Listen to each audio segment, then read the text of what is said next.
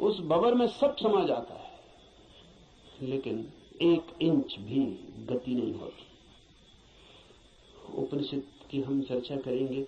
उपनिषद समझाने के लिए नहीं, उपनिषद बन जाने के लिए। यहां सुन के कुछ कंठस्थ हो जाए और आप भी बोलने लगे तो मैंने आपका नुकसान किया, मैं फिर आपका मित्र साबित न हुआ। यहां सुन के आप जो सुना है वो बोलने लग जाएं तो कोई मूल्य नहीं है। यहां सुन के आपको भी वो हो जाए, आप भी वो देख लें, वो आंख आपकी भी खुल जाए तो ही। ऐसा समझें, एक कवि गीत गाता है किसी फूल के संबंध में। गीत में बड़ा माधुर्य हो सकता है, छंद हो सकता है, लय हो सकती है, संगीत हो सकता है। गीत की अपनी खूबी है, लेकिन गीत कितना ही गाए उस फूल को और कितना ही गुनगुनाए तो भी गीत गीत है, फूल नहीं। और लाखों गति और लाखों छंद तो भी गीत गीत है, फूल की सुगंध नहीं। और आप उसी गीत से तृप्त हो जाएं तो आप भटक गए। उपनिषद गीत है किसी फूल का जिसे आपने देखा नहीं अभी। गीत गजब का है, गाने वाले ने देखा है, पर गीत से तृप्त मत हो जाना। गीत फूल नहीं है। ऐसा भी हो जाता है कि कभी कभी आप फूल के पास भी पहुंच जाते हैं। कभी कभी फूल की एक झलक भी मिल जाती है, अचानक, आकस्मिक। क्योंकि फूल कोई विजाती ही नहीं है, आपका स्वभाव है, आपके बिल्कुल निकट है, किनारे किनारे है। कभी कभी छू जाता है बिना आपके, बावजूद आपके। कभी कभी फूल एक झलक दे जाता है, कोई बिजली कौन जाती किसी क्षण में, आकस्मिक अनुभव में आ जाता है। कुछ और भी है इस जगत में, यही जगत सब कुछ नहीं है। इस पथरीले जगत के बीच कुछ और भी है जो पत्थर नहीं, फूल है, जीवंत खिला हुआ, जैसे किसी स्वप्न में देखा हो या अंधेरी रात में चमकी हो बिजली और कुछ दिखा हो और फिर खो गया हो। ऐसा कभी कभी आपके जीवन में भी हो जाता है, कवियों के जीवन में अक्सर हो जाता है, चित्रकारों के जीवन में अक्सर हो जाता है। फूल की झलक बिल्कुल पास आ जाती है। फिर भी फूल कितने ही पास हो और कितनी ही झलक मिल गई हो, पास होना भी दूर होना ही है। और कितने ही पास आ जाए फूल तो भी फासला तो बना ही रहता है। और मैं बिल्कुल हाथ से भी छू लूं फूल को तो भी पक्का नहीं है कि जो अनुभव मुझे होता है वो फूल का है, क्योंकि हाथ खबर लाने वाला है और हाथ अगर बीच में गलत खबर दे दे तो कुछ भरोसा नहीं। और हाथ सही ही खबर देगा इसको मानने का कोई कारण नहीं। फिर हाथ जो खबर देगा वो फूल के संबंध में कम और हाथ के संबंध में ज्यादा होगी।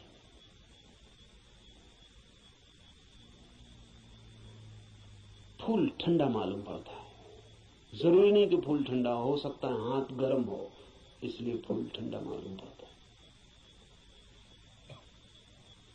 खबर हाथ के संबंध में, क्योंकि खबर जब भी किसी माध्यम से आती तो सापेक्ष होती है, पक्का नहीं हुआ जा सकता। पोपोफ का मैं एक संस्मरण पढ़ रहा था।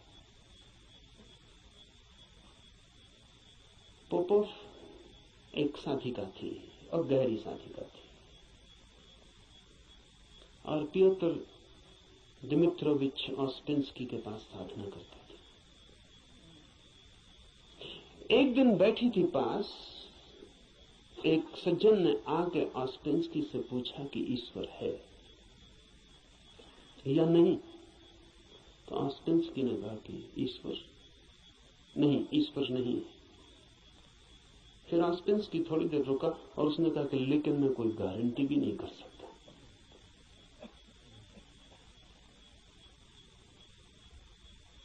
क्योंकि जो भी मैं जानता हूं वो सब माध्यम से जाना गया है। कभी आंख से देखा है लेकिन आंख का भरोसा क्या, कभी कान से सुना है लेकिन कान गलत सुन सकता है, कभी हाथ से छुआ है लेकिन हाथ का क्या कहना, अभी तक सीधा नहीं देखा है, अभी तक आमने सामने नहीं हुआ हूं, इसलिए कोई गारंटी भी नहीं। अभी तक जो भी जाना है उसमें मुझे ईश्वर का कोई अनुभव नहीं हुआ, लेकिन जरूरी नहीं कि ईश्वर न हो। इससे सिर्फ मेरी खबर मिलती है कि मेरे अनुभव क्या है, इसलिए मैं कोई गारंटी नहीं कर सकता कि नहीं ही है। इसलिए मुझ पर भरोसा करके मत रुक जाए, खोजना। जब भी माध्यम से कुछ घटता है तो भरोसे का नहीं। अगर फूल के बिल्कुल पास भी पहुंच जाएं तो भी आंख देखती है, हाथ छूते हैं, सुगंध नाक में आती है, ये भी दूरी का अनुभव है। तो कभी कभी कोई कवि उस परम फूल के इतने पास पहुंच जाता है तो उसकी गीत में उतर आती है गूंज उसकी, लेकिन फिर भी बुद्ध नहीं है वो, महावीर नहीं है वो। महावीर कौन है, बुद्ध कौन है? बुद्ध है वो चैतन्य जो फूल ही हो गया। इतनी भी दूरी न रही कि फूल को देखा हो, फूल ही हो गया। फूल होकर ही पूरी तरह जाना जा सकता है क्या है। उपनिषद के ऋषि की बात है, गीत है किसी फूल के संबंध में, उसे गुनगुनाना, मिठास है बड़ी उसमें, स्वाद है उसमें बहुत, लेकिन वो फूल नहीं है, गीत ही है। अगर प्रयास करेंगे तो कभी कभी झलक भी मिलेगी। मेरे पास लोग आते हैं, वो कहते हैं ध्यान में बड़ी झलक मिली, लेकिन फिर खो गई। अनंत प्रकाश हो गया था, फिर खो गया। आनंद ही आनंद हो गया था, लेकिन अब कहां है? अब खोजते हैं और नहीं मिलता। झलक का मतलब है पास पहुंच गए थे, झलक तो खो ही जाएगी। इसलिए ध्यान ज्यादा से ज्यादा झलक ही दे सकता है। उस पर भी मत रुक जाना कि उसी झलक को पकड़ के बार बार खोजते रहना है। ध्यान का तो मूल्य इतना है कि झलक मिल जाए, फिर आगे जाना है समाधि में, ताकि आप फूल ही हो जाएं।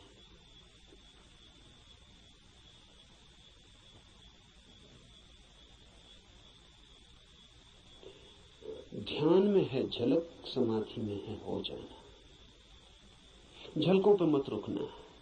झलकें बड़ी प्रीति करती,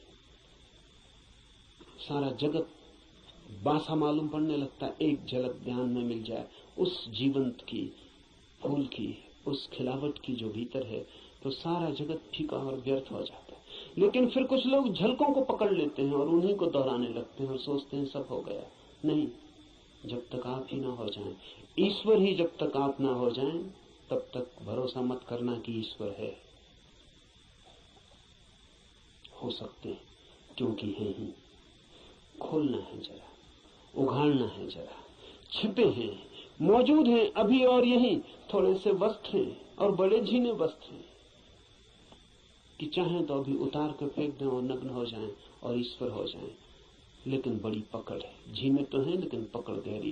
क्यों है ये पकड़ इतनी? ये पकड़ है क्योंकि हम सोचते हैं ये वस्त्र ही हमारा होना है, यही हम है। इसके अलावा हमें कुछ और किसी अस्तित्व का पता नहीं। इस उपनिषद में इशारे होंगे उस अस्तित्व के जो वस्त्रों के पार है। और इस उपनिषद के साथ साथ हम करेंगे ध्यान ताकि मिले झलक, और आशा बांधेंगे समाधि की ताकि हम भी हो जाएं वही जिसे हुए बिना न कोई संतोष है, न कोई शांति है, न कोई सत्य है। उपनिषद शुरू होता है प्रार्थना से। प्रार्थना है समस्त जगत से, सूर्य कल्याणकारी हो, वरुण,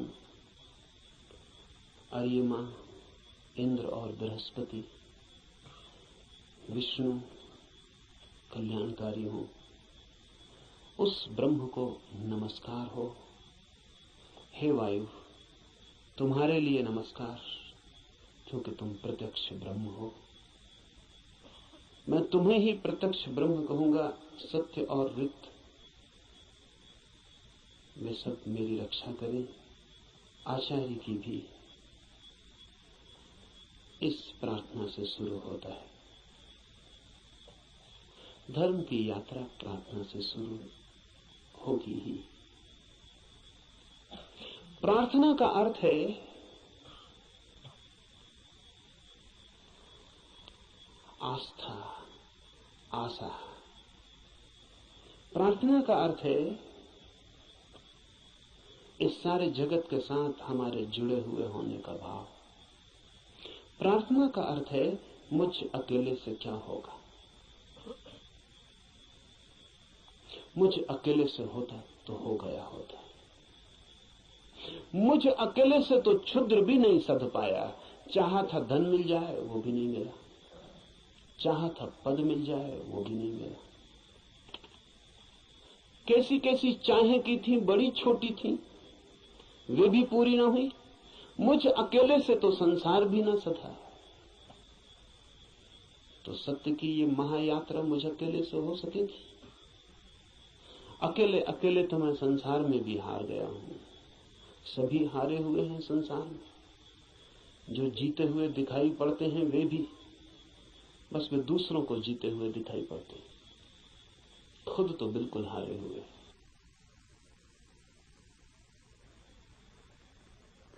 आप भी अपने को हारे हुए दिखाई पड़ते